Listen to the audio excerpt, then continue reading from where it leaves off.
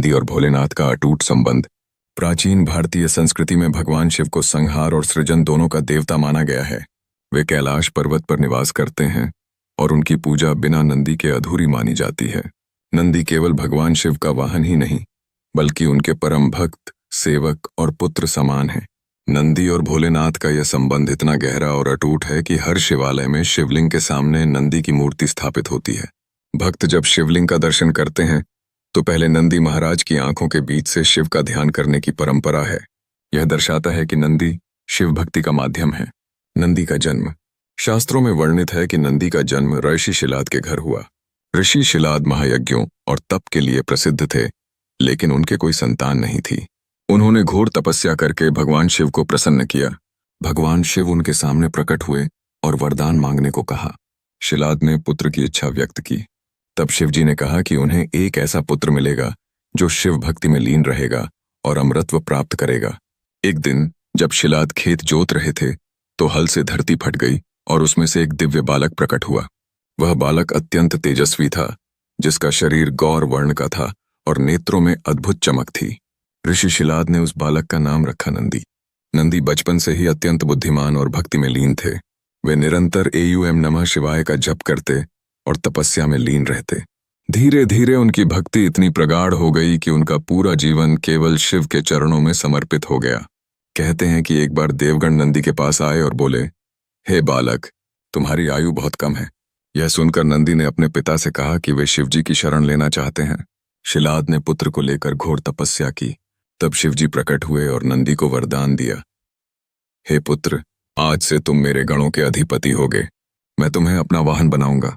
तुम्हारा नाम सदा मेरे साथ लिया जाएगा। तुम्हें अमरत्व और शिवलोक में स्थान प्राप्त होगा। नंदी बने शिव के गणपति। शिवजी ने नंदी को अपने सभी गणों का प्रमुख बनाया। तभी से नंदी को गणपति कहा जाने लगा। वे केवल शिवजी के वाहन नहीं, बल्कि उनके सचिव, द्वारपाल और परम सेवक भी बने। हर बार जब कोई शिव के दर्शन करने आता तो नंदी उसके और शिवजी के बीच सेतु बनते। शिव और नंदी का अटूट संबंध।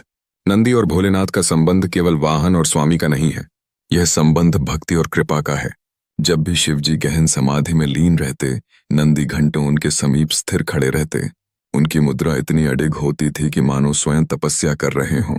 कथाओं में आता है कि एक बार पार्वती माता ने शिवजी से प्रश्न किया, स्वामी, नंदी तो सदा आपके समीप रहते हैं, क्या इन्हें थकान नहीं होती? शिवजी ने उत्तर दिया, पार्वती, नंदी केवल वाहन नहीं है, ये मेरे आत्मा का अंश है। भक्ति में लीन होकर इन्हें न कोई थकान होती है, न भूख, न प्यास। इनका हृदय केवल मेरे ध्यान में रमा रहता है। नंदी का ज्ञान और गुरु रूप। नंदी को केवल भक्त या वाहन मानना उनकी महिमा को कम आंकना है। कई शास्त्रों में नंदी को महान आचार्य भी माना गया है। तंत्र और योग विद्या में नंदी को गुरु की उपाधि दी गई है। उन्होंने कई बार ऋषियों और योगियों को शिव तत्व का ज्ञान दिया। कहते हैं, एक बार ब्रह्मा, विष्णु और अन्य देवताओं ने शिव के गूढ़ रहस्यों को जानना चाहा। शिवजी समाधि में थे, तब नंदी ने उन्हें शिव ज्ञान का उपदेश दिया।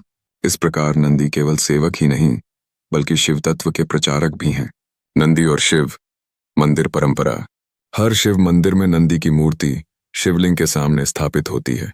भक्त पहले नंदी का दर्शन करते हैं और उनकी पीठ के ऊपर से शिवलिंग को निहारते हैं।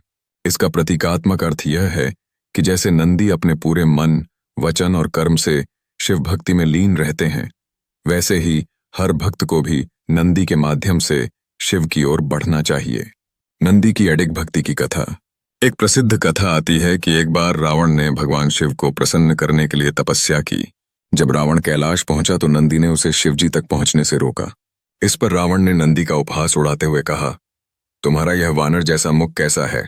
नंदी ने तुरंत उत्तर दिया, आज तुमने वानरों का अपमान किया है, एक दिन यही वानर तुम्हारा नाश करेंगे।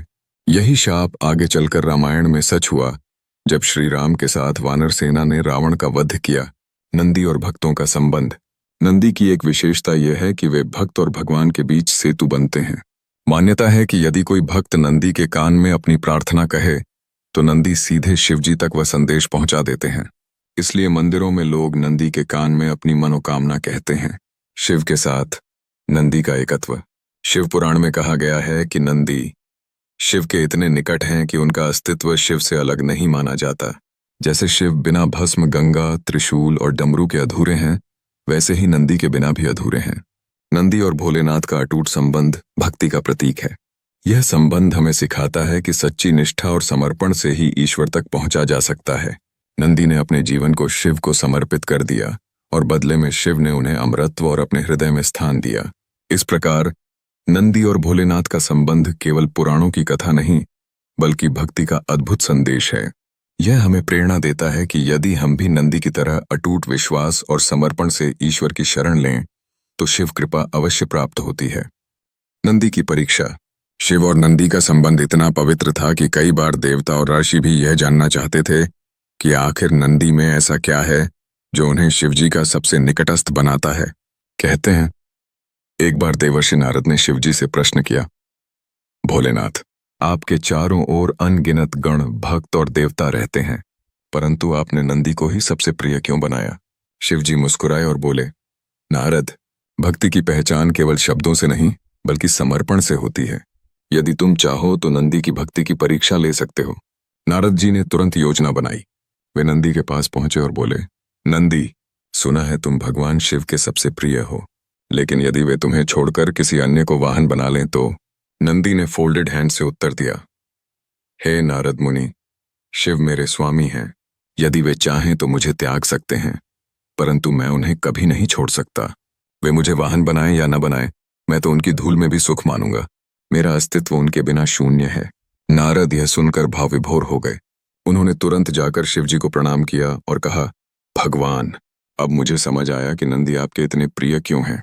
इस तरह का निष्काम और अटूट प्रेम दुर्लभ है। नंदी का अद्वितीय धैर्य। एक बार की कथा है, कैलाश पर्वत पर जब भगवान शिव गहन समाधि में लीन थे, तब राक्षसों का एक दल कैलाश पर आक्रमण करने आया। उन्होंने सोचा कि जब शिव समाधि में हैं तो वे आसानी से प्रवेश कर सकते हैं, लेकिन द्वार पर नंदी खड़े थे। अकेले नंदी ने उन असुरों को रोक लिया। कई दिनों तक नंदी ने बिना अन्न जल ग्रहण किए द्वार की रक्षा की। अंततः शिवजी समाधि से बाहर आए और असुरों का वध किया।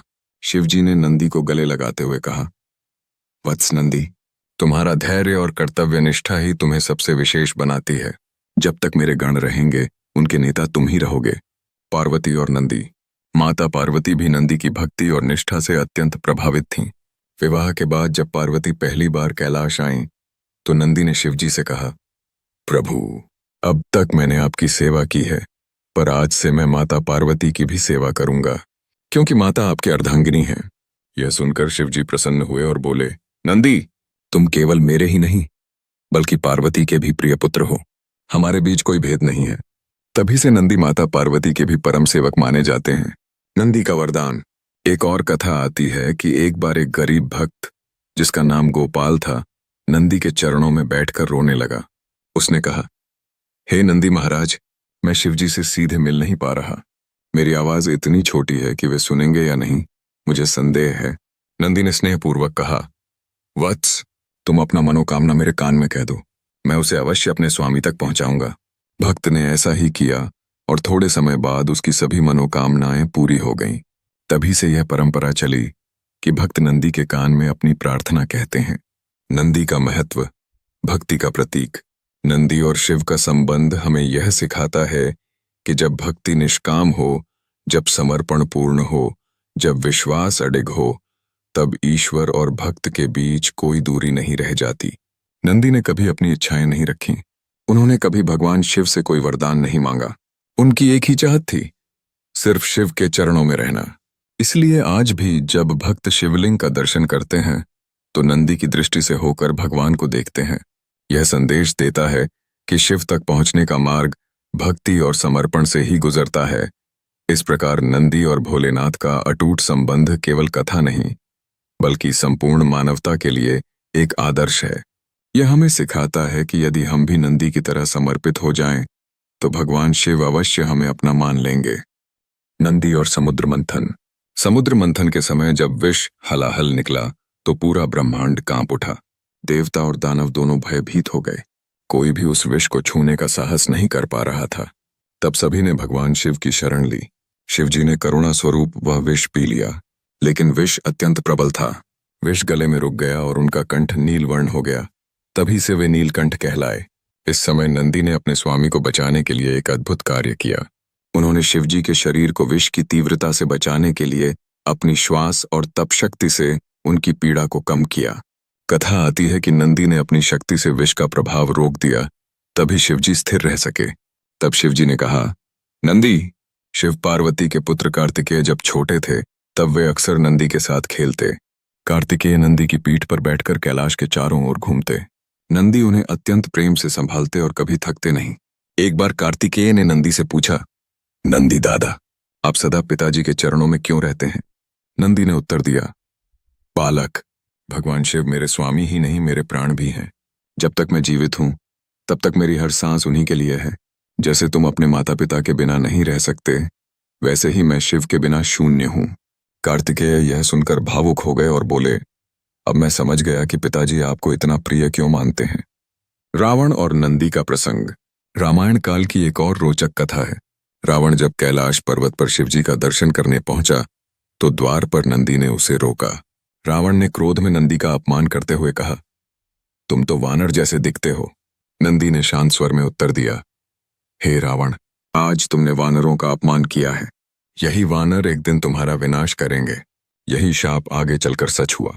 जब भगवान श्री राम ने वानर सेना के साथ लंका पर चढ़ाई की तो रावण का अंत हुआ।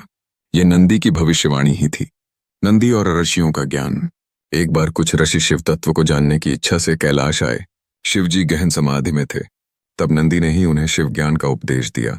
उन्होंने कहा, शिव केवल एक देवता नहीं बल्कि अनंत हैं। वे न आरंभ हैं न अंत। जो कोई सच्चे मन से शिव का ध्यान करता है वह स्वयं शिव तत्व को प्राप्त करता है। ऋषियों ने नंदी को प्रणाम किया और कहा, नंदी, तुम केवल भक्त ही नहीं बल्कि गुरु भी हो। आज से तुम्हें हम शिव ज्ञान का आचार्य मानते हैं। मंदिरों में यह परंपरा है कि भक्त शिवलिंग को देखने से पहले नंदी के कान में अपनी प्रार्थना कहते हैं। मान्यता है कि नंदी अपनी भक्ति शक्ति से तुरंत वह संदेश भोलेनाथ तक पहुंचा देते हैं। यह परंपरा केवल एक विश्वास नहीं बल्कि यह प्रतीक है कि जैसे नंदी ने अपना जीवन शिव को अर्पित कर दिया, वैसे ही भक्त भी नंदी के माध्यम से अपनी आस्था शिव को अर्पित करते हैं। निष्कर्ष। नंदी और भोलेनाथ का संबंध केवल स्वामी और वाहन का नहीं है। यह भक्त और भगवान, शिष्य और गुरु, पुत्र और पिता, सबका संगम है। नंदी ने अपने जीवन का एक ही लक्ष्य बनाया, केवल और केवल शिव की भक्ति, और यही भक्ति उन्हें अमर कर गई। आज भी हर शिवालय में नंदी भगवान शिव के साक्षात प्रतीक माने जाते हैं। अब तक हमने नंदी की उत्पत्ति, उनकी भक्ति, उनकी परीक्षाएं और उनकी सेवाओं की कथाएं देखी। नंदी और कैलाश का रहस्य। कहा जाता है कि कैलाश पर्वत केवल शिवजी का ही नहीं बल्कि संपूर्ण ब्रह्मांडीय ऊर्जाओं का केंद्र है। जब जब कोई देवता, ऋषि या भक्त कैलाश आता तो सबसे पहले नंदी से होकर ही गुजरता। नंदी केवल द्वारपाल ही नहीं थे बल्कि कैलाश के रहस्यों के रक्षक भी थे। किसी को भी शिवजी तक तभी पहुंचने देते जब वह शुद्ध मन, निर्मल हृदय और भक्ति से पूर्ण होता। एक बार कुछ असुर जो स्वयं को भक्त बताकर शिवजी के पास जाना चाहते थे, कैलाश पहुंचे। नंदी ने उन्हें रोका और कहा, यदि तुम्हारा मन छल और अहंकार से भरा है तो तुम्हें प्रभु का दर्शन नहीं मिलेगा। पहले अपने हृदय को पवित्र करो। नंदी और भस्म। शिवजी की भांति नंदी भी भस्म से अलंकृत रहते थे। जब भी शिवजी भस्म रमाते, नंदी भी उसी भस्म को अपने शरीर पर लगाते। एक बार पार्वती माता ने नंदी से पूछा, वत्स नंदी, तुम भस्म क्यों रमाते हो? नंदी ने विनम्रता से उत्तर दिया, माता, भस्म यह स्मरण कराती है कि यह शरीर नश्वर है परंतु आत्मा और भक्ति अमर हैं। मैं अपने स्वामी के चरणों में अमरत्व का अनुभव करता हूँ, इसलिए भस्म मेरे लिए पवित्र आभूषण है। उन्होंने अपनी पीठ को धरती पर टिकाकर मार्ग बनाया जिससे गंगा का जल सुचारू रूप से बह सका। तभी से गंगा का प्रवाह शिव के आशीर्वाद और नंदी की सेवा का प्रतीक माना गया। नंदी का तप। नंदी केवल सेवा में ही नहीं बल्कि तप और साधना में भी अद्वितीय थे। कहते हैं कि जब शिवजी समाधि में लीन रहते तब नंदी भी समाधि में बैठ जाते।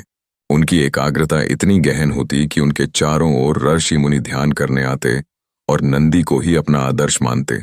उनका मौन यह कहता था, सच्ची भक्ति शब्दों से नहीं, मौन समर्पण से होती है। नंदी का भविष्य दर्शन। नंदी में भविष्य देखने की शक्ति भी थी। एक बार एक भक्त ने नंदी से प्रार्थना की, हे नंदी महाराज, क्या मेरा जीवन कभी सुखी होगा? नंदी ने शांत स्वर में कहा, सुख और दुख केवल मन की स्थिति है। यह सुनकर भक्त का जीवन बदल गया। उसने शिव भक्ति में स्वयं को समर्पित कर दिया और जीवन भर संतोष में रहा। अंतिम संदेश। नंदी और भोलेनाथ का संबंध हमें यह सिखाता है कि भक्ति में धैर्य हो तो असंभव भी संभव हो जाता है। समर्पण इतना गहरा हो कि अहंकार का नामो निशान न रहे। भक्ति का मार्ग निष्काम होना चाहिए, जैसे नंदी ने कभी कुछ मांगा नहीं। नंदी केवल एक बैल नहीं है, वे भक्ति, धैर्य, समर्पण और सेवा के जीवित प्रतीक हैं। इसीलिए हर शिवालय में नंदी को शिवलिंग के सामने बैठाया जाता है, ताकि हर भक्त समझे कि शिव तक पहुंचने का मार्ग नंदी की तरह अटूट भक्ति और विश्वास से ही है। इस प्रकार नंदी और भोलेनाथ का संबंध कालातीत है और युगों तक यह कथा भक्तों को प्रेरित करती रहेगी।